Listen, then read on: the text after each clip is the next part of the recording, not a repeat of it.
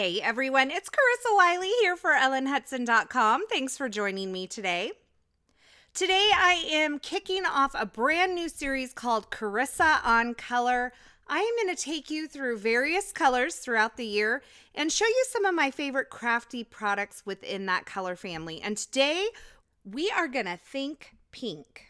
So I have three of my favorite inks pulled out that are in the pink color family. I have the Concord and 9th Ballet Slipper, Pink Fresh Coral Reef, and the Catherine Pooler Do-Si-Do. Now the Pink Fresh ink, this Coral Reef, is only available in a cube in the ellenhudson.com store, but I have it here in the full-size ink pad. It will work just the same. It will be the same color. Now I've also pulled out my favorite pink cardstock, and that is the Basil Pale Rose cardstock.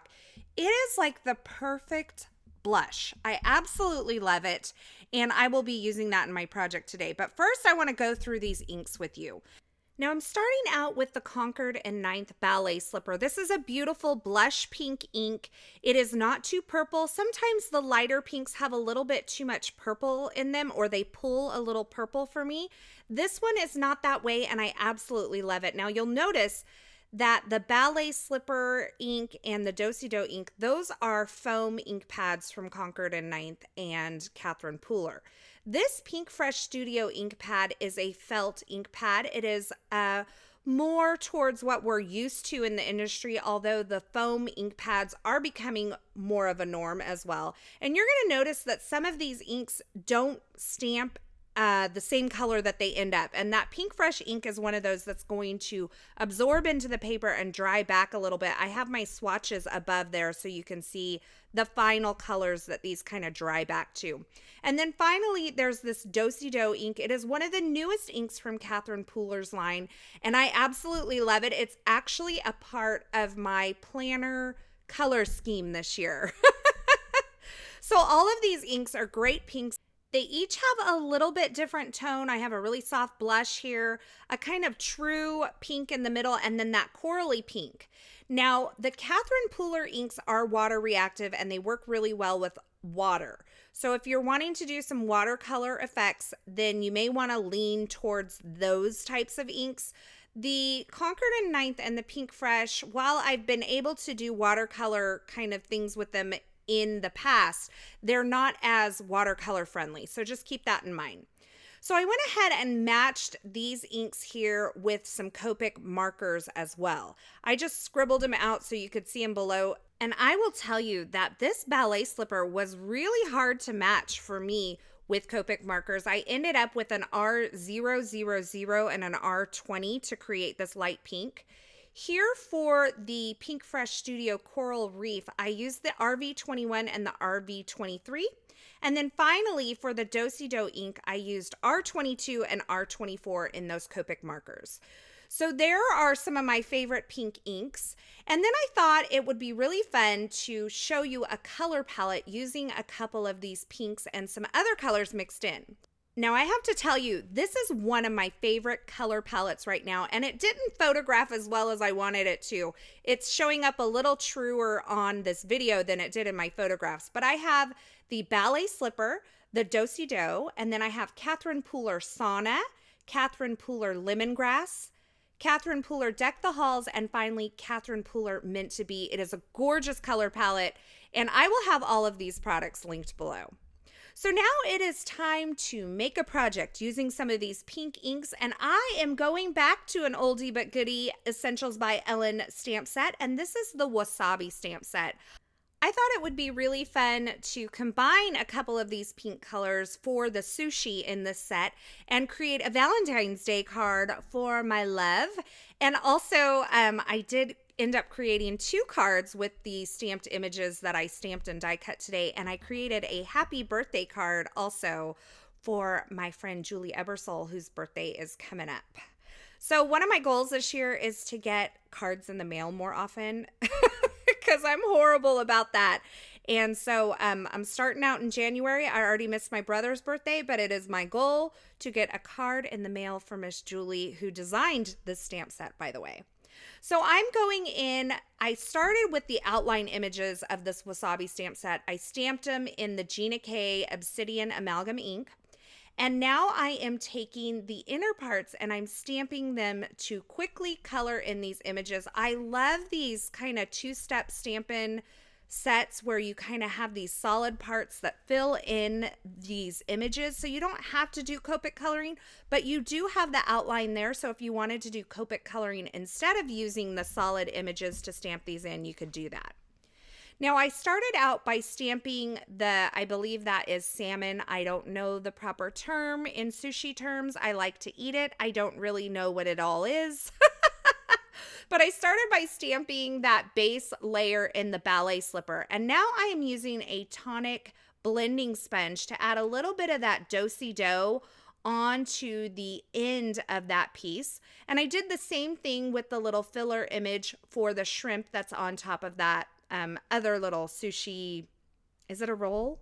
I really don't know. But I took the other filler images and stamped them in the do-si-do for those ones that I do know are rolls. And then I am using a Copic marker just to give a little color to the rice. I didn't color over the entire area of the rice. I just added a little bit of shading with this. And this is an I believe it's an E50 marker. So now I'm using the coordinating dies to die cut my images. You can see I'm holding them in place with a little bit of purple tape. And then I will run them through my Gemini Junior, and I have all of these adorable sushi images quickly stamped and colored and ready to go on a card or two. So now I'm using the Essentials by Ellen Essential Rectangles. Love these dies. I'm die cutting a little bit of that Basil Pale Rose cardstock because it is one of my favorite pink crafty things. And I am going to take this little rectangle that is perfectly proportional for an A2 size card. And I'm going to arrange my sushi pieces on the bottom of that. I have them in the arrangement that I want them to be in. And I wanted to be able to kind of put them back in that arrangement. So I just took a piece of Post-it tape, put it over the top of them. I kind of neutralized it a little bit on my sweater sleeve there. And I already have some foam adhesive on the backs of these die cut images. So I'm just going to remove the backer from that foam adhesive. And then I can adhere this onto the bottom of my rectangle in one fell swoop. So I don't have to adhere each thing individually. I already know that they're in the order that I want them to be. And once I get them adhered down to the bottom of that rectangle, I can just peel up my Post-it tape. Now, I did stamp and die cut some of these chopsticks from the Wasabi stamp set, and they just weren't working for me. They were pink, and it was just pink on pink, and you couldn't really see them, and I thought it would be fun to add a little bit of gold in here. So I am just taking these, and I'm pressing my Versamark ink pad onto these stamped and die cut chopsticks. And then I'm going to dump some gilded embossing powder from Brutus Monroe right over the top of them. I'm holding the very bottom of them with my tweezers, and then I'm going to heat set that. And I thought this was like exactly what it needed. Now, you can see my tweezers are in the way, and I don't get embossing powder onto the bottom of my chopsticks, but I'm not really concerned about that because the bottom of these are going to be hidden behind all of those sushi images, so you're not going to see it. But I did want to build up that embossing powder layer a little bit more, so I pressed my Versamark pad on top of these once again, added more gilded embossing powder, and then heat set those again, and that gave me a double layer of that gold embossing powder and made it really nice and smooth and super gold. I'm adhering these on to my little pink rectangle here that's creating like the base for my card using a little bit of liquid glue. And you can see I allowed that one that's on the right side to kind of hang off the edge of that rectangle. And then I added a little bit of gold foil spotted washi tape onto my card base. And my card base is made from some Essentials by Ellen linen cardstock. I love when I'm creating a clean and simple card to use a linen card base because it adds just a little bit of texture to the finished project, and it's the perfect finishing touch. Now this pink area was feeling a little bit flat, so I did take a blending brush and some of the Concord and 9th Ballet Slipper ink and just blended a little bit towards the top edge just to give this a little more dimension. It just felt, well, like I said, it felt flat. So I just added a little bit of shading there, and then I adhered on my stamped and embossed sentiment. I embossed the sentiment onto some Essentials by Ellen ebony cardstock with some white embossing powder. And now I am ready to adhere this entire little tiny panel onto my card base. And I did want to mention I stamped those little hearts, which are from the Essentials by Ellen High Five stamp set, in the Catherine Pooler Do-Si-Do ink alongside of those chopsticks. I'm adding some finishing touches here, a little bit of glossy accents on some of those inner pieces of those sushi rolls, and then a little on the wasabi as well. And I added some tonic aqua shimmer pin to the tops of these other sushi rolls that have the salmon and the shrimp, and also to the hearts that are floating there by the chopsticks. And that completes my Valentine's card for today, featuring some of my favorite pink crafty things and the Essentials by Ellen wasabi stamp and coordinating die set. I love the way these cards turned out, and I think that happy sashimi is a really cute way to say happy Valentine's Day to my husband, because we do love to eat sushi quite a bit. And then that second card there that says Ibby birthday, or it's basically happy birthday is the pun for it. That is going to go to my friend Julie Ebersol, and I am going to be on time with her birthday card this year. As always, I will have links to the featured products used in these projects in the description at YouTube. So if you're looking for something in particular, be sure you check there. Or you can head on over to the Essentials by Ellen blog post. I will have that linked below in the YouTube description as well. Over there, you'll find more still shots, more information, and a complete list of supplies.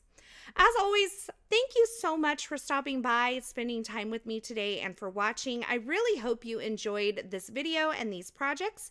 If you did, be sure to give this video a thumbs up, and don't forget to subscribe and turn on the notifications here on our YouTube channel so you won't miss any of our paper crafting and card making video tutorials here.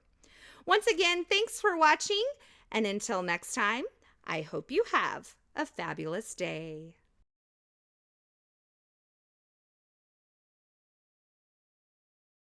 Hey, thanks for sticking around to the very end. You know, if you've made it this far, you are one of my favorites.